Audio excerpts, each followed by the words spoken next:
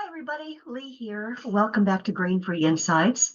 This is a follow-up to a video I did in August talking about a disability, Disney World Disability Pass, and whether or not I might qualify for one. Just to give you a recap, well, you know what? I will put a link to the previous video in the notes below. I'll also link to it at the end of this video. So all you can do is click on it and you can always go see the details of everything that's going on with my disability pass. So I have some good news and I have some bad news. The bad news is I do not qualify for a DAS pass. The good news is I don't qualify for a DAS pass. Thank God, thank goodness that I don't have disabilities to the point to where, as long as I have a mobility device, I can wait in line. But that was not my big concern with getting a DAS pass. My big concern was sun exposure.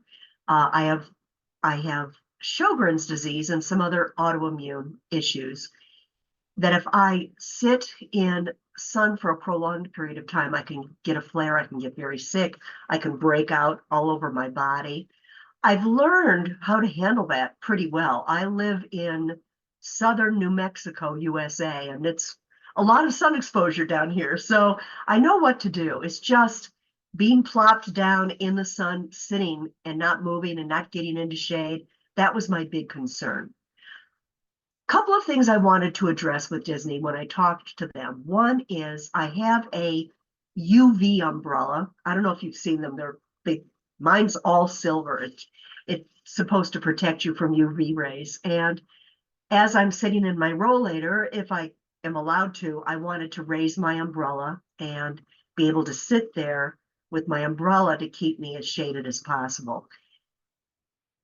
I will be able to do that, they said. My concern was that, first of all, it's a big umbrella and it's going to really interfere with all the people around me. I also don't want a child walking into the little prongy things on the umbrella. I don't want anybody poking their eye out. I wanted to make sure that with Disney, that I would not get in trouble for that if I did that. And the cast member that I spoke to, by the way, his name is Jeff, and he was wonderful. He's very empathetic, very caring, very upbeat, easy to talk to. I really felt like I was in good hands with him, and I really felt like I was talking to a very caring person. He explained to me that whether you're inside in line, if anything comes up where you have to leave the line, let a cast member know, and they will give you, I don't know, a ticket or a pass or something where you can leave the line and then come back and rejoin your group. So I'm thinking, first out, Jeff also told me that putting my umbrella up while sitting in a rollator in line outside shouldn't be a problem, but I do need to clear it with a cast member there. Of course, I said, well, what happens if they tell me I can't?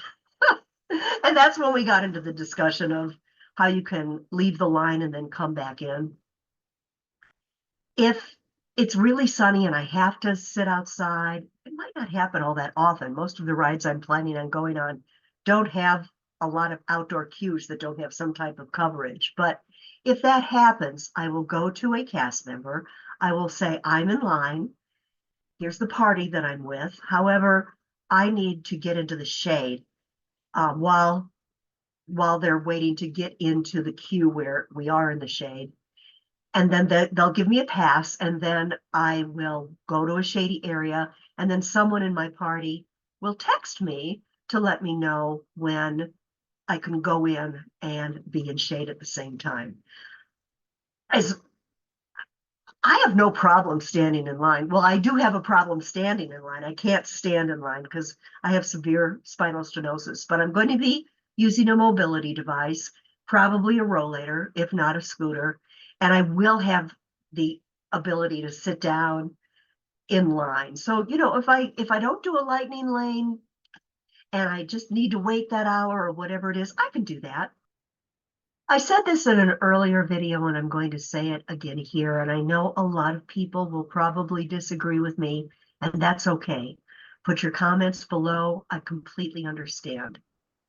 I do agree with Disney for what they're doing with changing the DAS pass. It used to be that almost anyone with any form of a disability could get one, but now it needs to be a cognitive disability and not a physical disability.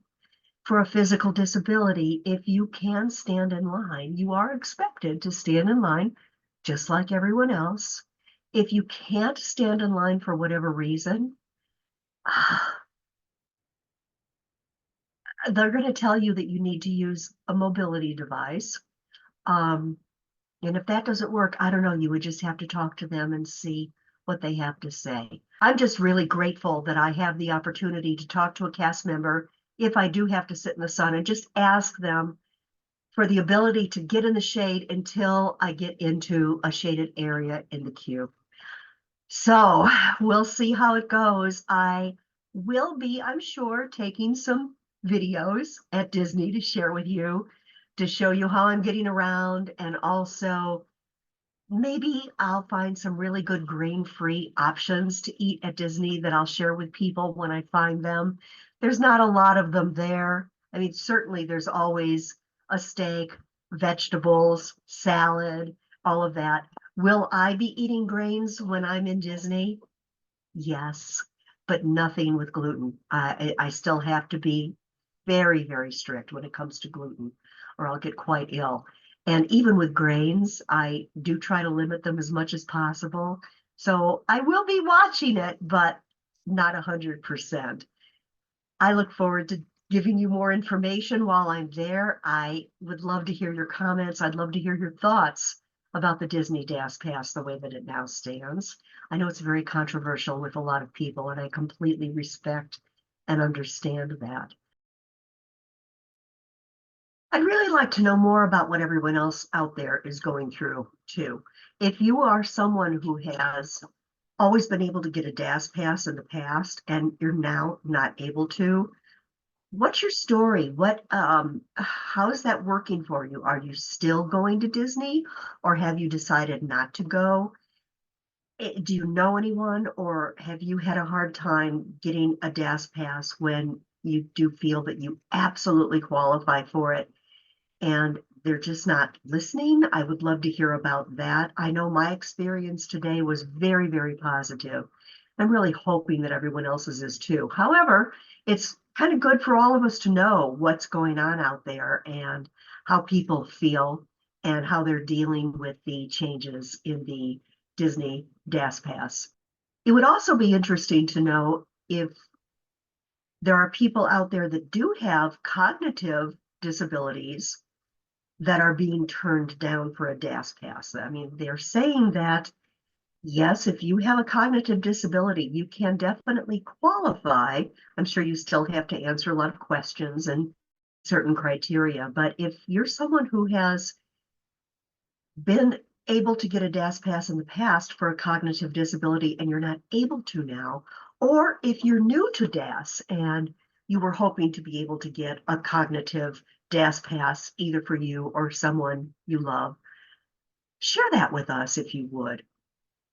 Thank you. I will be in touch. Keep watching for more videos. I also have a lot of really great grain-free recipes that are going to be coming up soon. And I will talk to you soon. Thanks so much for being here.